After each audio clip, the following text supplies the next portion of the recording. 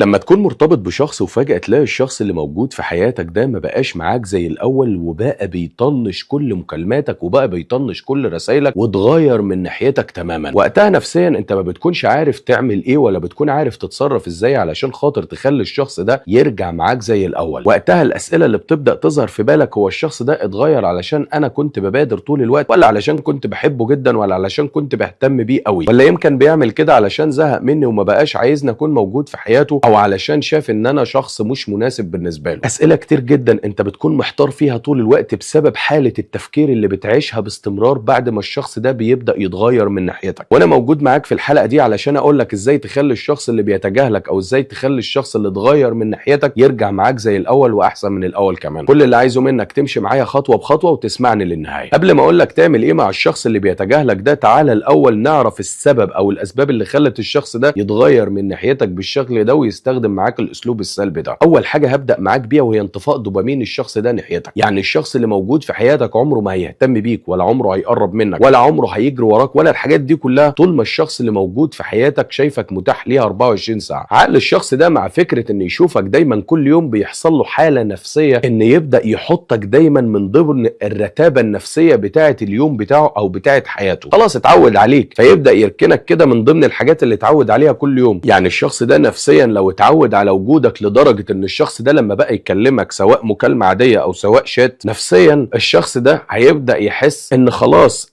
وجودك او لما بيشوفك او لما مثلا بيكلمك ده ما بقاش يثيره، ما بقاش يحرك مشاعره، بقى عادي بالنسبه له. هنا الشخص ده نفسيا بيبدا يمل منك وبيبدا يمل من العلاقه، مش عشان انت شخص مش كويس ومش عشان انت شخص وحش، ولكن علشان الشخص ده اتعود على وجودك، علشان الشخص ده بقى بيشوفك باستمرار. فنفسيا هو وصل لمرحله ان فقد الاحساس بقيمتك وبقى ضمنك في العلاقه بشكل كبير جدا. تخيل معايا ان الشخص ده كان موجود معاك في بدايه العلاقه باستمرار وطول الوقت بيكلمك وطول الوقت بيشوفك وطول الوقت بيسمع صوتك، زائد ان كان طول الوقت بيكلمك يقول لك وحشتني ويسمعك كلام ايجابي ويسمعك كلام رومانسي جدا، لحد ما انت نفسيا اتعودت على اهتمام الشخص ده واتعودت خلاص على وجود الشخص ده. فطبيعي جدا بتبدا انت تسلم بقى، بدات بقى عايز تسمع كلام كويس كل يوم، عايز تشوف وجود الشخص ده في حياتك كل يوم، عايز تسمع نفس الكلام الايجابي نفس التصرفات الايجابيه. فتبدا تعمل ايه؟ تبدا انت تتصل وتبدا تهتم وتبدا تقرب وتبدا تعاتبه لو غاب عنك وتبدا تكون موجود في حياته باستمرار. فنفسيا هو يبدا يتعود على كل ده، فيبدا هو يتجاهل ويبدا يتغير من ناحيتك ويبدا يشوف ان علاقتك هي مفيش فيها جديد. لما تلاقي حاله التغيير اللي احنا بنتكلم عنها او بنشرحها دلوقتي في العلاقه، للاسف الشديد ده بيساعدك انك بدل ما تعالج الامور بشكل ايجابي ونفسي، انت نفسيا بتبدا تحاول تتكلم مع الشخص اللي موجود في حياتك بشكل عاطفي اكتر. يعني تحاول تقول للشخص اللي موجود في حياتك ايه؟ انت فين؟ انا بحبك، وحشتني، انا كنت طول الوقت مستنيك، انا كنت طول الوقت في انتظارك. ونفسيا تحاول تديه طاقه كبيره جدا من الاهتمام وطاقه كبيره جدا من الكلام الايجابي، وتطلب من الشخص ده وقتها ان يديك نفس المشاعر اللي بتديها له، ان يهتم بيك، ان يقرب منك، انك لما تتصل بيه يرد عليك بسرعه زي ما هو بيتصل بيك انت بترد بسرعه جدا. يعني نقدر نقول كده انك بتستهلك طاقه عاطفيه وبتستهلك مشاعر على الفاضي، والكارثه انك بتطلب من الشخص ده يعمل زيك بالظبط. انا ما عنديش مشكله في الاسلوب اللي انت بتستخدمه، بس عايز اقول لك ان الاسلوب ده للاسف الشديد بيساعد الطرف الثاني ان يتاكد انك متاح ويتاكد انك مضمون في العلاقه بشكل كبير جدا. هتسالني سؤال مهم جدا دلوقتي، طيب يا دكتور بعد ما انت قلت الكلام الايجابي وبعد ما قلت كل حاجه من دي، ازاي ما اكونش شخص ممل في حياه الشخص ده؟ ازاي ما اوصلش لدرجه الملل دي علشان خاطر هو يتمسك بيا ويقرب مني اكتر؟ احنا قلنا قبل كده نفسيا ان الملل بيوصل عند الشخص اللي موجود في حياتك اول ما يتوقع دايما ان اول ما هيتصل انت هترد بسرعه، ان اول ما هيقول لك مثلا عايز اشوفك انت هتوافق. زي مثلا لو جينا نقول انك كل ما بتيجي تتعصب على الشخص ده او مثلا هو اتاخر عنك شويه فبتبدا تعاتبه، انت بتعاتب بنفس الاسلوب وبترد معاه بنفس الطريقه، بتتكلم معاه بنفس الردود، بتتكلم معاه بنفس الرياكشن، بتقول للشخص ده نفس الكلام اللي كنت بتقوله له في كل مكالمه. كل مره انت بتكلم الشخص ده يسالك انت فين تقول له في البيت، انت فين؟ انا في المكتب. بتهتم بنفس الاسلوب كل مره من غير ما بتدي للشخص ده اي مساحه يهتم بيك، زائد انك مش بتنوع في اهتمامك تجاه الشخص ده. فعقل الشخص ده نفسيا بيتعود بسرعه جدا عليك، وده اكبر غلطه اي حد في الدنيا في اي علاقه بيقع فيها باستمرار، زائد ان الاسلوب ده بيكون هو سبب في دمارك النفسي. فنصيحتي ليك حاول على قد ما تقدر انك ما تخليش حياتك كلها تدور حوالين الشخص ده هو وبس. الشخص الشخص اللي دايما بيكون عنده اهداف، والشخص اللي دايما بيكون عنده طاقة ايجابية وبيكون قريب من صحابه ومن اهله وتمارينه والحياة المختلفة الجميلة اللي هو بيعيشها، الشخص ده بيكون عنده طاقة ايجابية تجذب اي حد ليه. النصيحة التانية، حاول على قد ما تقدر بلاش تكون متاح قدام الشخص ده 24 ساعة، لان وجودك المستمر قدام الشخص ده هيخليه نفسيا يحس ان مفيش اي شوق، مفيش اي طاقة ايجابية تخليه ينجذب ليك، انت خلاص 24 ساعة موجود قدامه. النصيحة الثالثة، حاول تجدد طريقتك معاه، مرة مثلا تخفف من كلامك معاه، مرة تضحك وتهزر، مرة مثلا كلامك يكون هادي جدا. التنوع اللي بكلمك عليه ده هيخلي الشخص ده يقرب منك اكتر، وهيخلي الشخص ده ينجذب ليك اكتر. النصيحة الرابعة، بلاش تكرر نفس الشكوى ونفس الكلام كل يوم. كل ما تروح للشخص ده وتقول له انا تعبان بسبب تجاهلك ليا، كل ما تشتكي بسبب اسلوبه معاك، كل ما تشتكي من الحاجات دي كل يوم، الشخص ده نفسيا هيشوفك انك بتستنزف طاقته، وان هو بيحس بكآبة وبيحس ان هو مش مبسوط ومش سعيد وهو بيتكلم معاك. النصيحة رقم 5، اهتم بنفسك اكتر ما تبهر الشخص ده ان يهتم بيك، او اكتر ما تبهر الشخص ده ان يقرب منك ويحبك اكتر. كل ما خليت الشخص ده يشوفك بتهتم بنفسك، بتهتم بمظهرك، بتهتم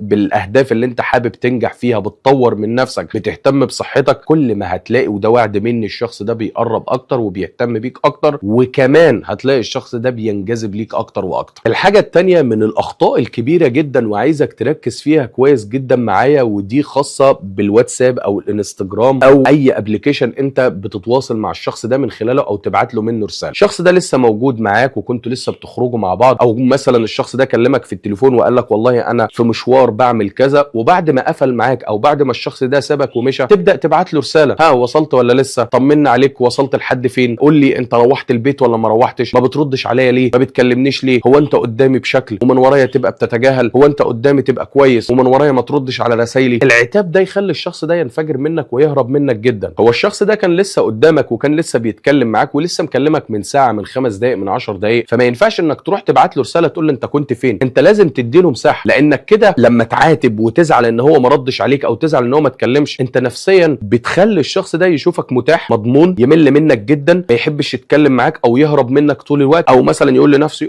هتقرفني، انا كنت لسه واقف معاك دلوقتي، انا كنت لسه مكلمك دلوقتي، انت بتبعت رساله ليه؟ انت فاضي ما وراكش حاجه غيري؟ حتى لو بيحبك وحتى لو مبسوط منك وحتى لو سعيد معاك هيقول كده، بعيدا عن البدايات اللي بتكون في العلاقه. انا بتكلم لما الموضوع خلاص انتوا الاثنين بقيتوا واخدين على بعض او بقيتوا قريبين من بعض جدا. فنفسيا الاسلوب ده بيخليك ما تديش للشخص اللي موجود في حياتك فرصه ان يختفي ويعيش حياته زي ما هو عايز، ولما يروح يبقى يكلمك علشان يشتاق ليك. لما تعمل كده هو نفسيا هيحس انك وحشته، نفسيا هيحس مثلا ان في حاجه ناقصاه، فممكن في بعض الحالات يجي يقول لك ايه، انت ما كلمتنيش ليه زي كل مره؟ انت مش المفروض اول ما بمشي بتبعت لي رساله تفضل طول الوقت انت وصلت لفين، طمني، عرفني، ابعت لي الابلكيشن علشان اعرف انت رايح فين وجاي منين؟ هتلاقيه بيعمل معاك كل ده. فانا عايزك تستخدم المهاره الجميله دي لما الشخص ده يكون موجود معاك او الشخص ده لسه مكلمك دلوقتي، عايزك تتعامل معاه وانت بتتكلم طبيعي جدا، وهو موجود قدامك اتكلم معاه وعيش حياتك طبيعي جدا، انا ما عنديش مشكله في ده خالص. لكن مجرد ما الشخص ده يسيبك او مجرد ما الشخص ده مثلا يمشي او مجرد ما يقفل معاك، ارجوك رجاء سيب الشخص ده، اديله مساحته، سيبه يمشي، ما تدورش عليه بعدها. انت كل اللي عليك مثلا طيب لما تخلص كلمني، طيب لما توصل اطمن، ابعت لي رساله طمنا عليه. في الاول هو طبعا متعود نفسيا ان اول ما يمشي انت هتتصل بيه، او اول مثلا ما يتاخر شويه انت هتقلق فهتبعت رسائل، لكن انت تحاول تخلي بعد كده امورك تكون مختلفه، تحاول نفسيا انك ما تتصلش او ما تبعتش اي رسائل، سيبه هو يحس هو ليه ما بعتش رسائل، هو ليه ما اتكلمش، هو ليه ما تواصلش لحد دلوقتي، سيبه يسال الاسئله دي بينه وبين نفسه. اوعدك هتلاقي اللي عمرك ما كنت تتخيل ان الشخص ده يعمله معاك ويقرب منك بالشكل ده. النقطه اللي بعد كده وعايزك تركز فيها كويس جدا وتسمعني للنهايه، انك ما تكونش متوفر قدام الشخص ده باستمرار 24 ساعه وفي نفس الوقت تروح تعاقب الشخص ده. يعني مثلا لو انت والشخص ده اتفقتوا انه يكلمك الساعه 9 وما كلمكش الساعه 9، انت هنا مجرد ما تسامح وتعدي فالشخص ده هيحس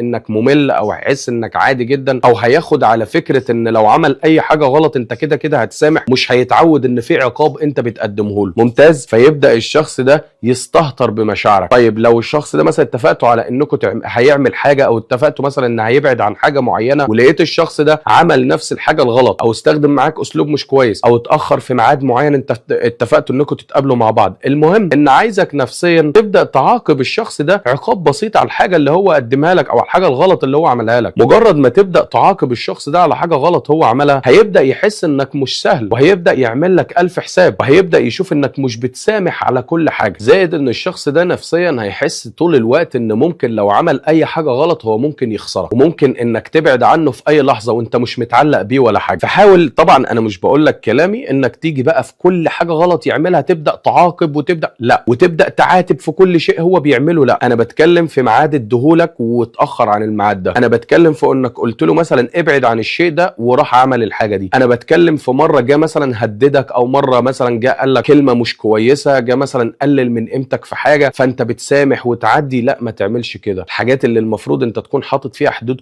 كويس جدا لما يجي يعملها، بين انك لازم تعاقب في الشيء ده علشان يبدأ يحس انك مش سهل، ويبدأ يحس ان لو عمل حاجة غلط معاك انت ممكن تتنازل عنه، ممكن تبعد عنه، ممكن يخسرك، فبالتالي هتلاقيه نفسيا بيعمل لك ألف حساب. النقطة اللي بعد كده، ودي من احد الاسباب اللي بتخلي الشخص اللي موجود في حياتك برضه يسيبك ويبعد عنك او يتجاهلك او يمل منك. عايزك تتخيل معايا الشخص اللي موجود في حياتك كل ما يقول لك ايه، انا والله عايز اعمل كذا، فانت تقول له يا عم تعمل ايه يا عم، بلاش هبل. يقول لك والله انا نفسي انجح في الحاجة دي، انا نفسي اذاكر الحاجة دي واطور من نفسي فيها، فتلاقي الشخص ده نفسيا يقول لك ايه، تنجح في ايه يا عم، بلاش هبل، ده مش حاجة كويسة، وده مش من مقامك، ودي حاجة مش مناسبة ليك، ودي حاجة مش عارف ايه. فتلاقي دايما الشخص ده بيعارضك على الحاجة اللي نفسك تعملها، فتلاقي الشخص ده مش عايز يفهم وجهة نظرك، او مش عايز يديك فرصة انك انت تحقق الحاجة دي، او انك توصل للشيء ده مثلا. وتلاقيه دايما ليه وجهة نظر مختلفة، وان هو العبقري الوحيد اللي بيفهم، وهو اللي ليه صورة وليه رأي، وانت مالكش اي رأي خالص. تخيل معايا انت لما تروح تقول للشخص ده حاجة زي دي طول الوقت، وتعارضه على كل حاجة هو بيقولها، وتعارضه على كل كلمة بيقولها، وتعارضه على كل تصرف بيعمله، هيمل منك، ما هينجذبش ليك، مش هيحب يتكلم معاك، ولو جواه حاجة عايز يقولها هيبطل يقولها، ولو جواه حاجة عايز يعملها هيخاف يقولها لك وهيروح يعملها من وراك. فنفسيا علشان تخلي الشخص ده ينجذب ليك وتخلي الشخص ده يقرب منك اكتر، حاول على قد ما تقدر انك لما يكون مثلا الشخص ده بيقول لك على حاجة او بياخد رأيك في حاجة، بين احترامك للحاجة دي، وبين مثلا ان تمام، طب انت مثلا هتستفاد منها ايه، طب الحاجة دي هتكون مناسبة ليك ازاي، طب اشرح لي انت ايه اللي خلاك تنجذب للحاجة دي اكتر عشان انا عايز افهمها اكتر واكتر. بين انك معاه وتمام مفيش مشكلة، وبتتناقش معاه في الحوار ده، مش تبين انك معترض على الشيء ده، حتى لو انت من جواك خايف ان الحاجة دي لو هو عملها ممكن يخسر وانت خايف عليه، لكن مش بالطريقة دي. تمام مفيش مشكلة، وهي حاجة كويسة جدا، بس